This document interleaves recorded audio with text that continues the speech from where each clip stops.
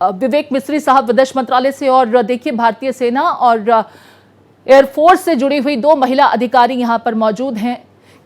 Colonel Sophia Qureshi, Vikram Misri साहब, और आप देख सकते हैं विंग कमांडर एयरफोर्स की यहां पर मौजूद व्योमिका, जो आपको ब्रीफिंग में तमाम ऑपरेशन के बाबत जानकारी देंगे। सीधे रुख कर लेते हैं इस प्रेस कॉन्फ्रेंस का। विदेश मंत्रालय, भारतीय सेना और एयरफोर्स के अधिकारी इस प्रेस कॉन्फ्रेंस को ब्रीफ करने जा रहे हैं, जो ऑपरेशन सिंदूर के बाबत तमाम जानकारियां देंगे। और देखिए ये वीडियो इमेजेस, 9 मरे 18 घायल, किस तरीके से संसद हमले की तस्वीरें याद की जा रही हैं।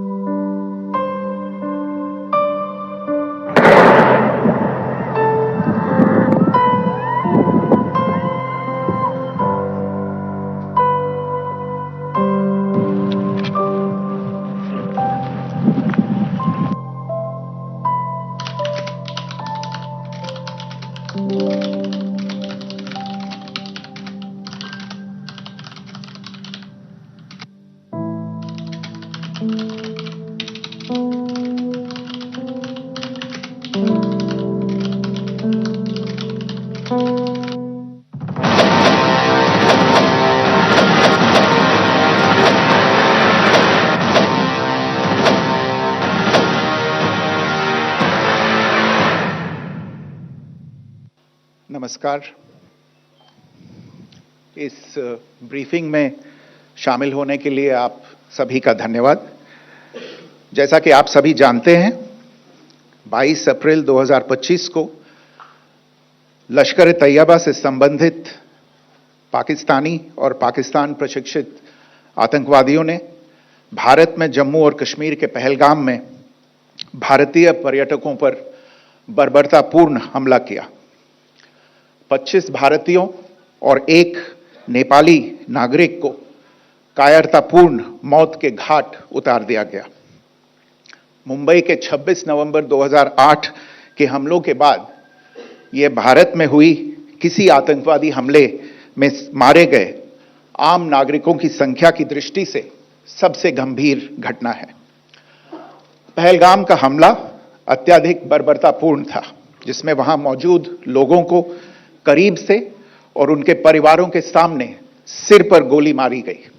हत्या के इस तरीके से परिवार के सदस्यों को जानबूझकर आघात पहुंचाया गया। साथ ही उन्हें यह नसीहत भी दी गई कि वे वापस जाकर इस संदेश को पहुंचा दें।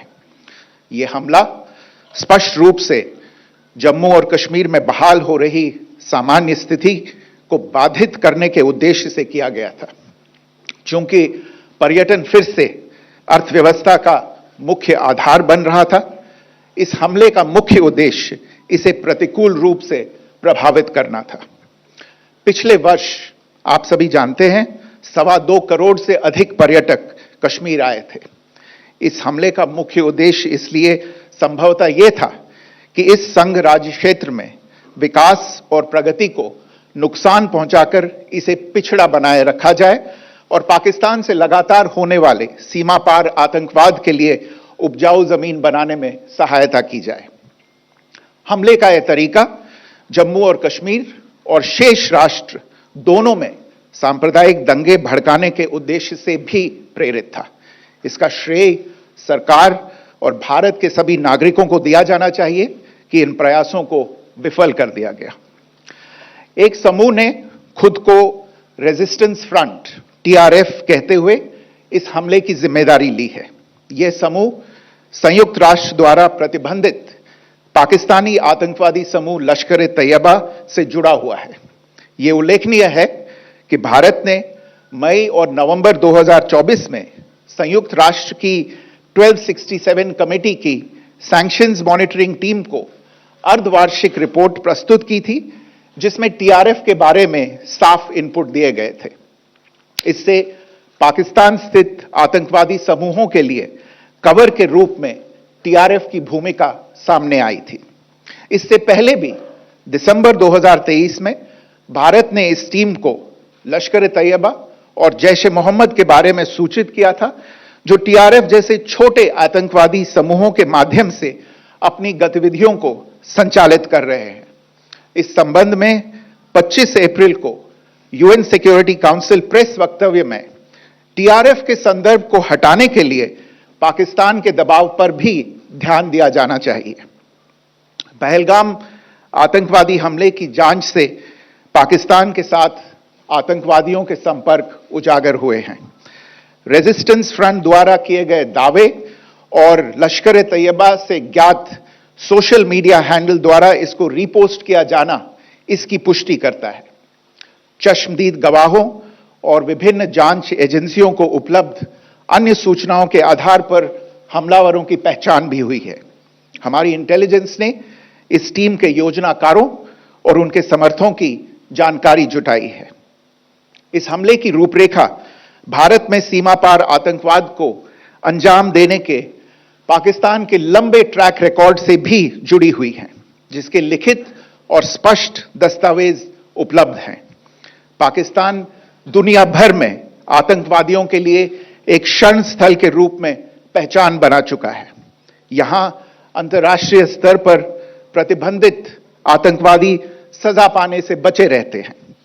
इसके अलावा पाकिस्तान ने इस मुद्दे पर विश्व और फाइनेंशियल एक्शन टास्क फोर्स जैसे अंतर्राष्ट्रीय मंचों को जानबूझकर गुमराह करने के लिए भी जाना जाता है। साजिद मीर का मामला, जिसमें इस आतंकवादी को पाकिस्तान ने मृत घोषित कर दिया था और फिर अंतर्राष्ट्रीय दबाव के परिणाम स्वरूप वो जीवित पाया गया, इसका सबसे स्पष्ट उदाहरण है। यह स्वाभाविक है कि पहलगाम में हुए इस हमले से जम्मू और कश्मीर के साथ साथ भारत के अन्य भागों में भी आक्रोश देखा गया। हमलों के बाद भारत सरकार ने स्वाभाविक रूप से पाकिस्तान के साथ संबंधों को लेकर कुछ कदम उठाए। आप सभी उन निर्णयों से अवगत हैं जिसकी घोषणा 23 अप्रैल को की गई थी। तथापि यह आवश्यक समझा गया कि 22 अप्रैल के हमले के अपराधियों और उनके योजनाकारों को न्याय के कटघरे में लाया जाए। हमलों के एक पखवाड़े के बाद भी पाकिस्तान द्वारा अपने क्षेत्र या अपने नियंत्रण वाले क्षेत्रों में आतंकवादियों की इंफ्रास्ट्रक्चर के विरुद्ध कार्यवाही करने के लिए कोई स्पष्ट कदम नहीं उठाया गया है।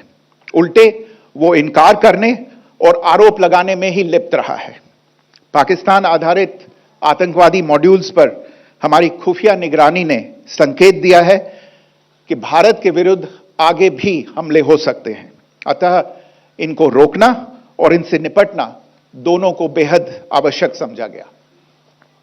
आज सुबह, जैसा कि आपको ज्ञात होगा, भारत ने इस तरह के सीमा पार हमलों का जवाब देने और उन्हें रोकने तथा उनका प्रतिरोध करने के अपने अधिकार का प्रयोग किया है। यह कार्यवाही नपीतुली, नॉन एस्केलेटरी, आनुपातिक और जिम्मेदारीपूर्ण है। यह आतंकवाद की इंफ्रास्ट्रक्चर को समाप्त करने और भारत में भेजे जाने वाले संभावित आतंकवादियों को अक्षम बनाने पर केंद्रित है। आपको यह भी स्मरण होगा कि 25 अप्रैल 2025 को संयुक्त राष्ट्र सुरक्षा परिषद ने पहलगाम आतंकवादी हमले पर एक प्रेस वक्तव्य जारी किया था, जिसमें आतंकवाद के इस निंदनीय कार्य के अपराधियों, आयोजकों, फाइनेंसरों और प्रायोजकों को जवाबदेह ठहराने और उन्हें न्याय के दायरे में लाने की आवश्यकता पर जोर दिया गया था। भारत की आज की इस कार्रवाई को इसी संदर्भ में देखा जाना चाहिए। Good morning. Thank you all for joining this briefing.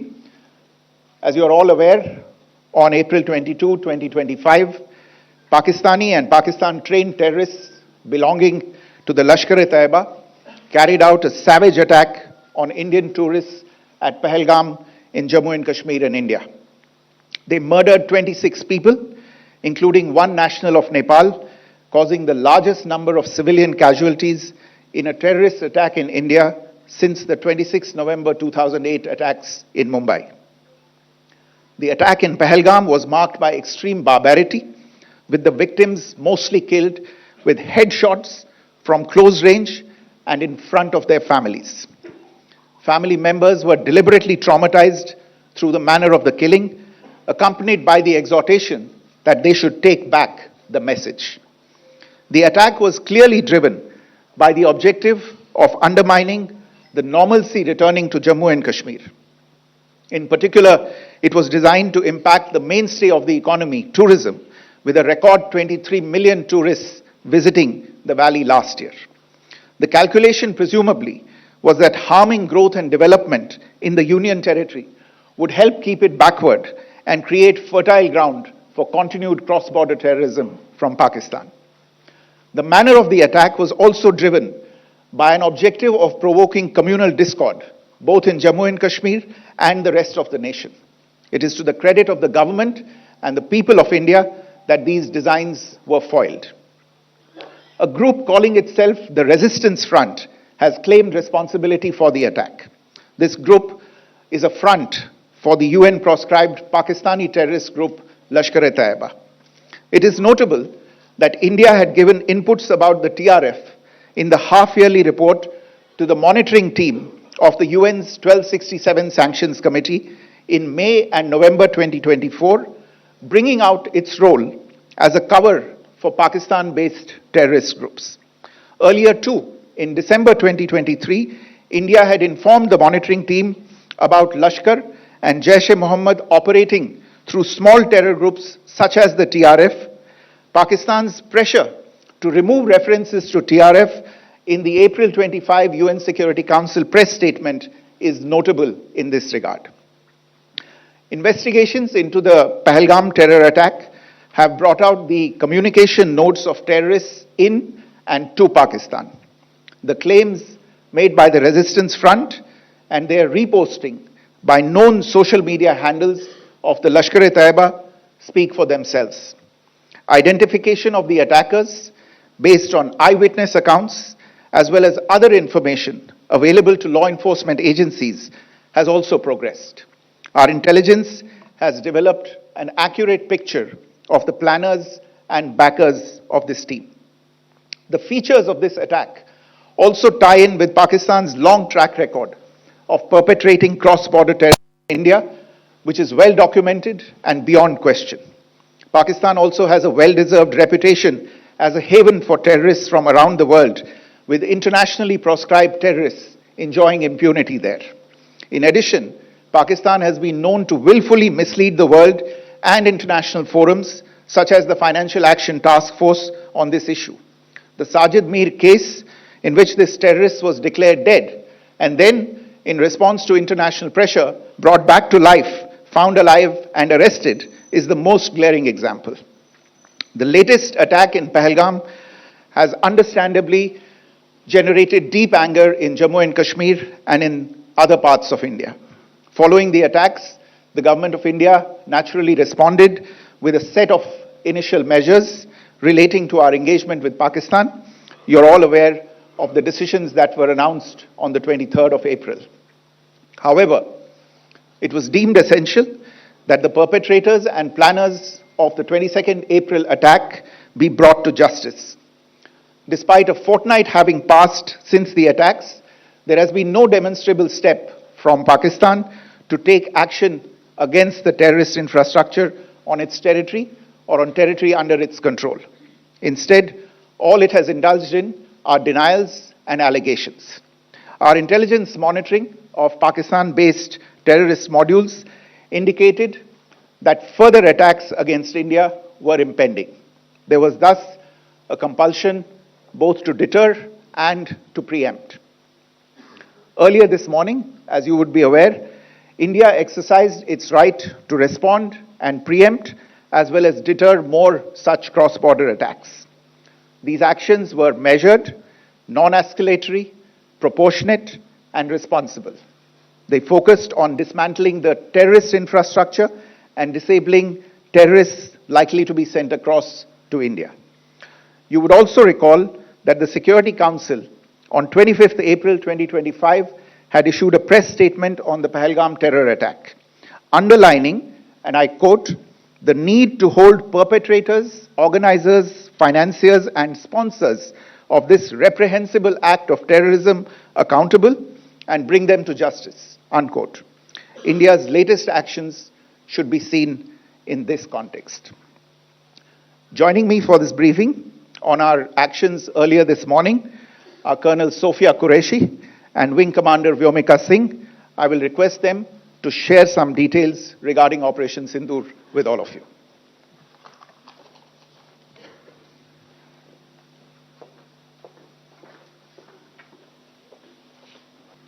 सुप्रभात देवियों और सज्जनों, मैं कर्नल सोफिया कुरैशी और मेरे साथ विंग कमांडर व्योमिका सिंह आज आपको 6 से 7 मई 2025 की रात 1:05 से 1:30 बजे के बीच भारतीय सशस्त्र बलों द्वारा अंजाम दिए गए ऑपरेशन सिंदूर के बारे में जानकारी देंगे। ऑपरेशन सिंदूर 22 अप्रैल को पहलगाम में हुए विभत्स आतंकवादी हमले के शिकार मासूम नागरिकों व उनके परिवारों को न्याय देने के लिए लॉन्च किया गया था। इस कार्रवाई में 9 टेररिस्ट कैंप्स को टारगेट किया गया और पूरी तरह से इसे बर्बाद किया गया। पाकिस्तान में पिछले 3 दशकों से टेरर इंफ्रास्ट्रक्चर का निर्माण हो रहा है। इसमें recruitment, indoctrination centres, training areas व लॉन्च पैड शामिल थे, जो पाकिस्तान और पाक अधिकृत जम्मू कश्मीर POJK दोनों में फैले हैं। Operation Sindoor was launched by Indian Armed Forces to deliver justice to the victims of Pahalgam terror attack and their families. 9 terrorist camps were targeted and successfully destroyed. Over the last 3 decades, Pakistan has systematically built terror infrastructure. It is a complex web of recruitment and indoctrination centers, training areas for initial and refresher courses, and launch pads for handlers. These camps are located both in Pakistan as well as Pakistan-occupied Jammu and Kashmir areas. Some of the well-known training camps are located, as you can see on the screen. They are distributed from Savai Nala in the north, counting to approximately 21, ending at Bhavalpur to the south. इन लक्ष्यों का चयन विश्वसनीय intelligence सूचनाओं के आधार पर हुआ ताकि आतंक गतिविधियों की रीढ़ तोड़ी जा सके, और यह खास ध्यान दिया गया कि निर्दोष नागरिकों और सिविलियन इंस्टॉलेशन को नुकसान न पहुंचे। The selection of these targets for Operation Sindoor was based on credible intelligence inputs and role of these facilities in perpetrating the terror activities. The locations were so selected to avoid damage to civilian infrastructures and loss of any civilian lives. This was done with due diligence, and the camps selected for targeting and their engagement will now be shown to you one by one. POJK के target मैं आपको बताना चाहूंगी।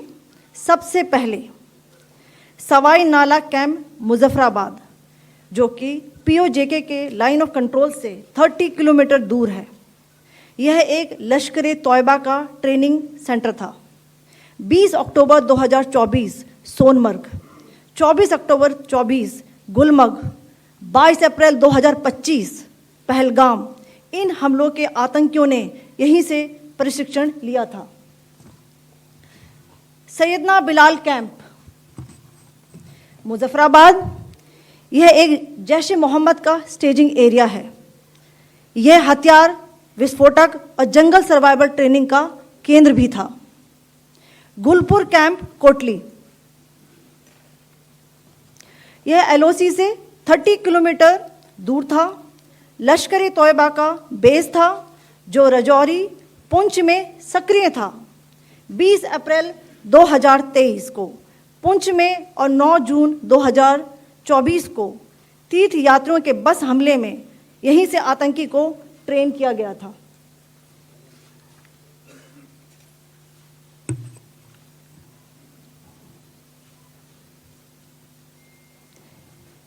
Barnala camp बिम्बर, ये LOC से 9 kilometre दूर है।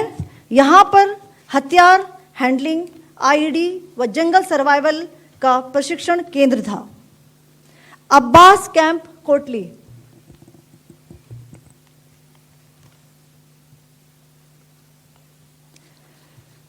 यह एलओसी से 13 किलोमीटर दूर है। लश्कर ए तौयबा का फिदाइन यहाँ तैयार होता था। इसकी कैपेसिटी 15 टेररिस्ट को ट्रेन करने की थी।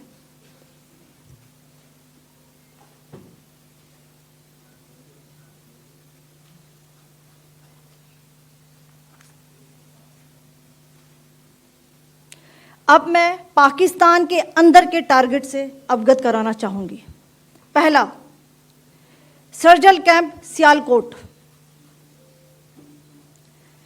यह अंतर्राष्ट्रीय सीमा से 6 किलोमीटर की दूरी पर है, सांबा कठुआ के सामने।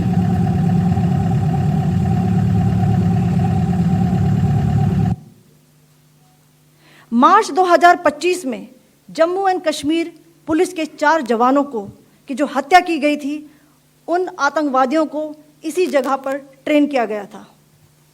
दूसरा, महमूना जाया कैंप सियालकोट।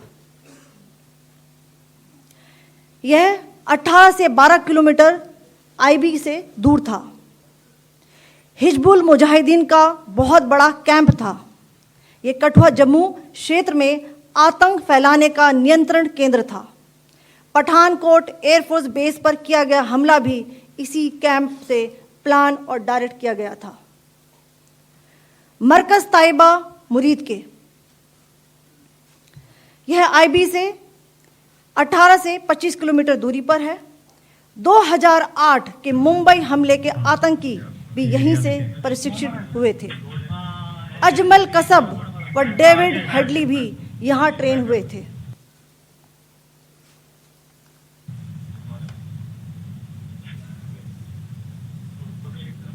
आगे दूसरा आया।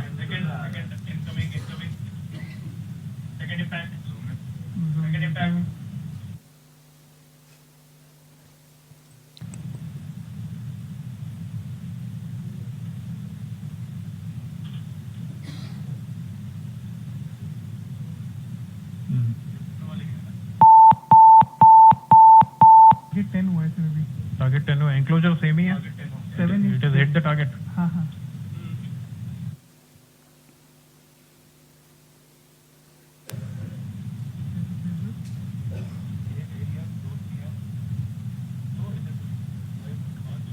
आ गया सर, इम्पैक्ट।